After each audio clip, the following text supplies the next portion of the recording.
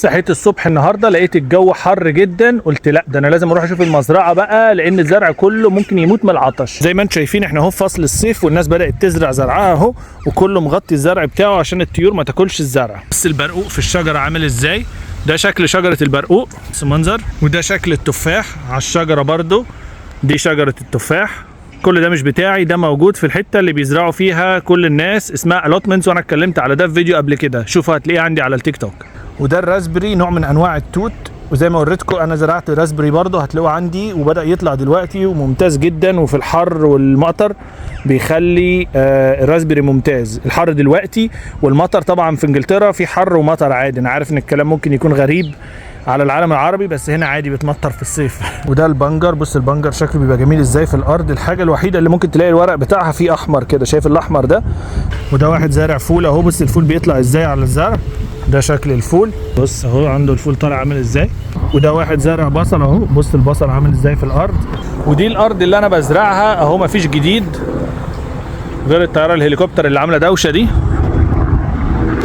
كنت عملت فيديو قبل كده عن ازاي السيديهات دي ممكن توقف الطيور وتحمي الراسبري بتاعي، وفعلا دي اول سنه فعليا الاقي راسبري كتير جدا على الشجره. بص النموذج، لقيت راسبريز كتيره جدا. الراسبري ده نوع من انواع التوت، وحصدنا كتير قوي راسبري بسبب السيديهات دي اللي انا عملت عنها فيديو، هتلاقيه موجود عندي على القناه بتاعت التيك توك. يجي ميعاد الشغلانه اليوميه بتاعتي هنا لما باجي كل مره، وهي التخلص من الحشائش الضاره، وهي كل الحاجات اللي انا مش زارعها في الارض. يعني كل الحاجات دي انا مش زارعها وبتظهر هنا اهو جنب البنجر اللي انا زرعه، فلازم طبعا نعمل ايه معاها؟ نقول لها مع الف سلامه. دلوقتي هكمل كل الحته اللي في النص دي كده اهو. خلصت عمليه الويدنج او شلت الحشائش الضاره، ففاضل دلوقتي بس بذور البنجر. زي ما انتم شايفين كده دي بذور البنجر بس، وكل الحشائش الضاره خلصت. المرحله اللي بعد كده وهي مرحله الري. انا دلوقتي كويس اني لقيت كل الزرع مش عطشان. تعرف منين الزرع عطشان؟ هتلاقيه دبلان كده وحزين. كوسه والقرع كلهم شكلهم كويس اهو، مبسوطين مفيش مشاكل. وهناك اهو برضو الخيار اهو، في هناك خيار، كله شكله مبسوط. هندخل بقى على مرحلة الري.